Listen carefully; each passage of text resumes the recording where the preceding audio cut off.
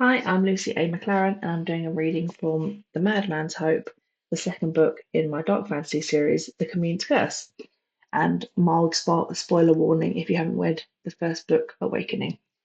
This is chapter 3 from Evelyn's perspective. Evelyn stood looking over the ship's rail, a pressure lifting from her shoulders. She was leaving behind what remained of Little Haven and memories of all that happened there, and she hadn't realised what a heavy hold that had over her till she was watching the shores of Septima retreat on the horizon.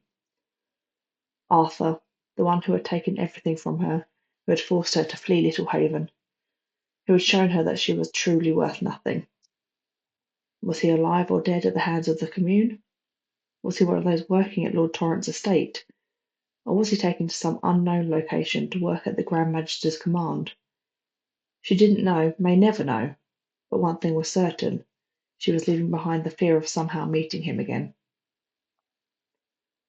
Of course, she was also leaving Raif, Rose, Dog, and Hector, stuck as she was aboard a ship with a man who had hunted them for the Commune, and who would likely despise her if he knew of the power she'd felt rise up within her in Lord Torrent's home. It was hard to accept him now as someone other than Commander Sulemon. She could only hope that she could learn to trust him, and that he hasn't led me into some form of trap. She sighed, regret gnawing at her heart. She glanced about to ensure she was alone before retrieving her two auburn braids from where they were tucked into her tunic. She'd held on to them rather than discarding them when she'd cut them off, some part of her strangely afraid to let them go. Aboard this ship, something had changed. She was a different person now. She had to be, else she might go mad thinking about all that had happened and the situation she now found herself in. Yet part of her couldn't help but wonder, had her powers truly returned to her in Lord Torrent's basement? Despite her concerns, part of her longed to tell Jonah, to confide in him as she might have Raif not so long ago. But their journey had just begun, and she was reluctant to let her guard down. He would need to prove himself trustworthy, a feat she was not entirely sure he was capable of. As the breeze lifted, she allowed the hair to unravel, watched as the braids separated and released them into the great sea. She ran a hand over the short hair that remained, trying to be optimistic about Jonah's plan. I have to believe it will work. Despite the man he'd been, Jonah saved her. She couldn't ignore that. He went against his orders. He was giving her a chance to rescue Raif and Rose. Could that be enough to forget all he'd been before, all he'd done? It had to be if she wanted to see Raif and Rose again. She stared back towards Septima. I'll come back for you, I promise. Evelyn turned her back on the ocean and cast her eyes about the ship, watching as the crew went about their evening work. A cheery-faced cabin boy was moving around the deck with a lamp. Aside from his bobbing light, the only way to see anything on the ship would soon be the moon, which hovered above them like a great glowing orb. As she glanced up at the sky, the cabin boy passed her. "Good evening," he said. She gave a terse nod, suspicious of his attempt at friendliness. She turned towards the stern of Septima's Blessing, where Jonah stood, black cloak whipping about as it caught the passing breeze, merging with the darkness around him. Without the red cloak that marked him as a Commune soldier, he seemed smaller, less sure of himself. When Evelyn approached, he didn't acknowledge her. His eyes remained fixed ahead, jaw clenched. He'd been more subdued than usual since she'd woken him from his fitful dream that morning, his brusqueness all the more evident. Though it was clear that a deep pain simmered just beneath the surface of his dark eyes, she wouldn't ask him to share his pain. She had secrets of her own, and understood how closely such things must be guarded. The only person who'd come close to knowing the truth was Raif, and look how you ruined that friendship. Evelyn bit her lip, pushing the thought away. Now was not a time for thinking of past mistakes. She needed to be able to hold on to the tiny bubble of optimism within her. As she stood beside the stoic Namarin, however, it began to drift from her grasp. She was so unused to the feeling that she had no idea how to keep it close without breaking it altogether. She remained still, watching Jonah from the corner of her eye. Silence stretched between them as she struggled to find the words to start a conversation. Her mind flitted back and forth between wanting to reach out to him and wondering why she should be the one to make the effort to build a bridge. Finally, Evelyn could stand her cycling inner dialogue no longer. She jutted out her chin and said, "How long has it been since you were last home?" It was the first thing she could think to ask that felt innocent enough to warrant a response without causing irritation. Jonah remained still, face an emotionless mask. When he didn't reply, she assumed she'd done something wrong. The stiff way he held himself suddenly filled her with unease.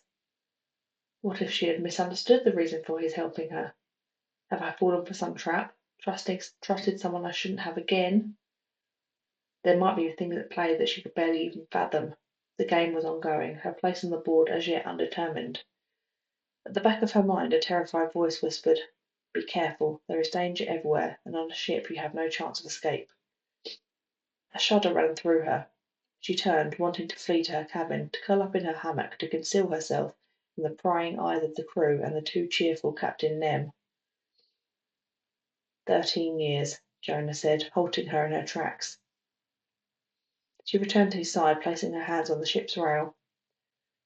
13 years, she repeated, staring out towards September once more. Though part of her relished leaving it, she couldn't imagine being away for so much time. She would return, she knew that for certain. She would tie to the place. An invisible force would pull her back, whether she willed it or not. A long time. Beside her, Jonah grunted. Too long. Your work for the Commune kept you away. It was a statement rather than a question. Evelyn knew she was likely overstepping by speaking so bluntly, but found she couldn't stop herself. I'm done playing games. The Commune, Jonah said, turning his face away. Yes, in a way. Now was her chance. The topic hadn't been changed or ignored. Her plan to learn more about Veritara's gift was forgotten for the moment. She had to learn more about those who'd caused her, Raif and Rose, so much pain and trouble. What do you know about the powers? About why the Commune seeks them? Jonah shifted where he stood. They're dangerous, incredibly so, he said. Those who have them. He narrowed his eyes at Evelyn, his face full of contempt. They must be trained, otherwise they pose a threat to everyone and everything around them. You may not see it, but the Commune sought only to protect the kingdom. Evelyn pursed her lips. He still believes that. But they hunted down children, she said quietly, took them away from their families, destroyed villages.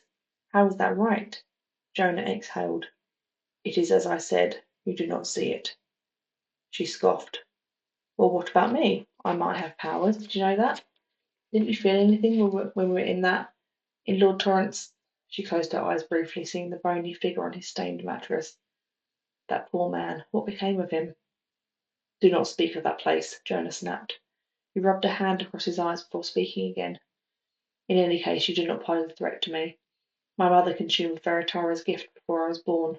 Because of that, my goddess granted me a blessing. I am immune to powers. In the hush that followed, the rush of the ocean beneath the ship filled her ears. Parts of the story slotted into place, though not enough to allow her to understand everything.